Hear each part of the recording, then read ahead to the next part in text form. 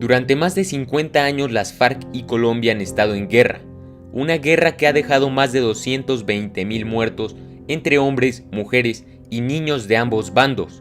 Y después de oír esto, lo que más queremos todos es que acabe el conflicto. Pero, ¿será lo correcto? Acompáñame a dar un salto al pasado y ver de dónde surgió el conflicto entre las FARC y Colombia, y por qué más del 50% del pueblo colombiano votó por decir no a la paz en su país. Sin más, comencemos.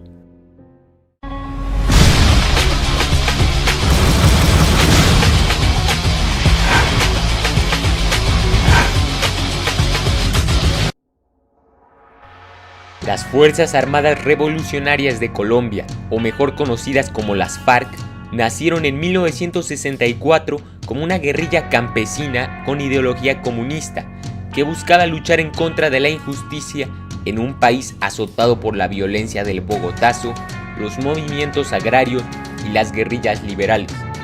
En aquellos años, las FARC simbolizaban el inconformismo de la clase popular colombiana que había sido olvidada por el gobierno y reprimida por el ejército. Las FARC se fundaron formalmente luego de la batalla de Marquetalia, donde sobrevivieron 50 campesinos y Manuel Marulanda Vélez, alias Tiro Fijo, que se convertiría en el primer comandante de las FARC hasta el año 2008. Las FARC comenzaron a crecer de manera lenta pero segura hasta la década de los 80, donde contaban con entre 1.000 y 3.000 hombres. En 1982, Jacobo Arenas, un líder ideológico, comenzó a hacer una reorganización completa, planteando en sus combatientes las ideas y principios a las que se dirigía su lucha política y su lucha armada. A partir de ese momento, las FARC se nombran Ejército del Pueblo y comenzaron un desdoblamiento de frentes para poder acrecentar su número de integrantes y hacer su movimiento más fuerte. La época dorada del narcotráfico en Colombia fue la década de los 80. Esto en algún momento debía provocar el choque de ambos grupos, y así pasó. La riqueza y el poder que otorgaba el narcotráfico comenzó a cegar a los líderes de las FARC. Implementaron un sistema de financiación llamado gramaje, el cual le permitía a los narcotraficantes sembrar su droga en sus territorios a cambio de una enorme cantidad de dinero. Al mismo tiempo, las FARC vieron el negocio del secuestro extorsivo como un jugoso aumento de riqueza. En los últimos años de la década de los 80 fue cuando las FARC comenzaban a olvidar por qué luchaban.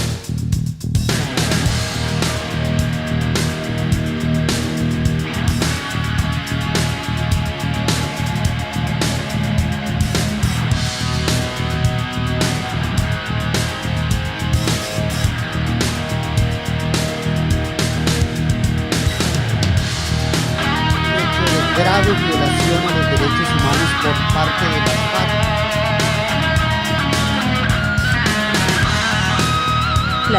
FARC. Las FARC. La guerra que se vive en este país. Un crimen de guerra. Colombia está en peligro, el país está en peligro.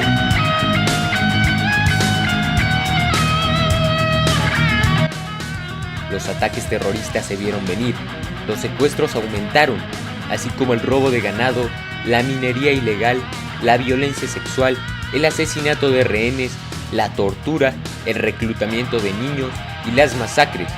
Tan solo el narcotráfico representaría más tarde el 78% de sus ingresos, recaudando unos $1.000 millones al año solo por la venta de drogas. Las FARC son la organización que más minas antipersonales ha sembrado en toda la historia. Entre 1990 y 2013 murieron en Colombia 10.445 personas por caer en campos minados. El 62% de las víctimas han sido de la fuerza pública, mientras que el 38% fueron civiles. El reclutamiento de niños es algo que las FARC han confesado. Se habla de que engañan a los niños con oportunidades laborales, amenazan a sus padres para que los entreguen o a veces se los llevan sin dejar rastro alguno. Un gran número de los integrantes de las FARC son menores de edad, aunque varios de esos niños actualmente ya son adultos. En 1984, en el gobierno de Belisario Betancourt, se intentó llegar a un acuerdo entre las FARC y el gobierno colombiano. El tratado de paz se llamaría Acuerdos de la Uribe. Sin embargo, fracasaron rotundamente debido, en primer lugar, a que no se respetó el alto al fuego entre el ejército y las FARC, y segunda, porque muchos sectores del gobierno no deseaban la paz, y viceversa, sectores de la FARC tampoco deseaban la paz.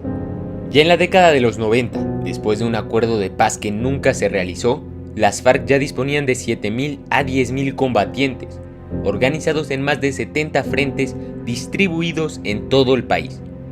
Durante el gobierno de Andrés Pastrana comenzó un intento más de paz que se llamaría Proceso de Paz de Caguán. De nuevo, fue un completo fracaso debido a que las FARC secuestraron a la candidata presidencial, Ingrid Betancourt. Al final del gobierno de Andrés Pastrana, se estima que las FARC ya habían aumentado su número a 20.000 guerrilleros. En el año 2008, las FARC sufrieron una enorme pérdida. Su comandante y fundador, Tiro Fijo, falleció debido a un cáncer. Su sucesor fue el comandante y líder ideológico Guillermo León, alias Alfonso Cano, quien era muy querido por las FARC. Sin embargo, en el año 2011, Alfonso Cano fue abatido en un bombardeo del ejército en la Operación Odiseo.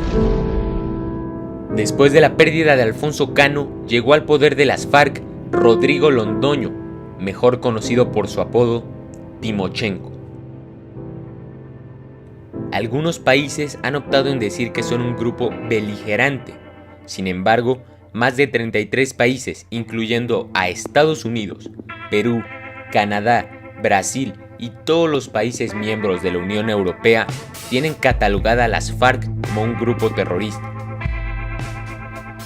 Después de repasar un poco de la historia de las FARC, podemos decir que el Ejército del Pueblo, como algún día se hicieron llamar, ya no lo era más. Los principios e ideas con los que se habían fundado se esfumaron. La gente que algún día prometieron proteger era reprimida y asesinada por ellos. El pueblo popular colombiano ya no los veía como justicieros, sino que ahora les temían y huían de ellos, y en las profundidades de su alma había un enorme odio.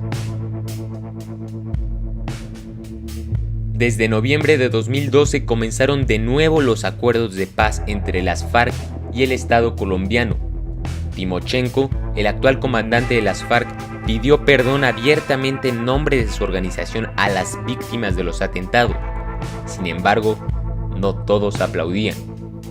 Pero en octubre de 2016, el presidente Santos organizó un plebiscito, que es un procedimiento jurídico donde el pueblo vota sobre un asunto de enorme importancia para el Estado. Al final del plebiscito, el resultado dejó helado a muchos. 49.76% de los colombianos decían que sí a la paz. Sin embargo, por una pequeña diferencia, el no a la paz ganó con un 50.23%. Un 63% del pueblo colombiano no acudió a las urnas a emitir su voto. Aunque parezca increíble, las regiones más afectadas por las FARC fue donde ganó el sí a la paz, mientras que en las zonas donde menos actividad hubo de las FARC fue en las que ganó el no a la paz.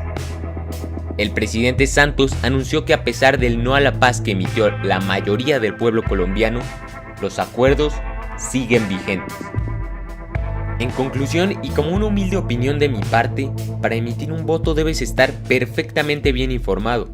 Debes escuchar a la gente que dice sí a la paz y por qué lo dicen, así como debes escuchar a los que dicen no a la paz y por qué lo dicen.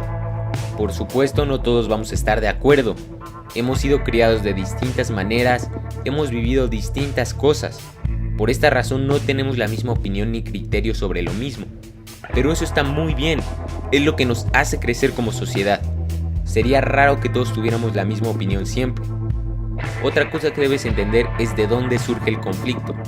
Alguien alguna vez dijo que la historia sirve para conocer nuestro pasado, entender nuestro presente y mejorar nuestro futuro. Me encantaría saber qué opinas tú. Escríbeme en los comentarios qué te ha parecido el video y si tú hubieras estado en el plebiscito, ¿cuál habría sido tu voto y por qué? Por último, y para despedirme, les dejo esta frase. Que nadie se haga ilusiones de que la simple ausencia de guerra, aun siendo tan deseada, sea sinónimo de una paz verdadera. No hay verdadera paz si no viene acompañada de equidad, verdad, justicia y solidaridad.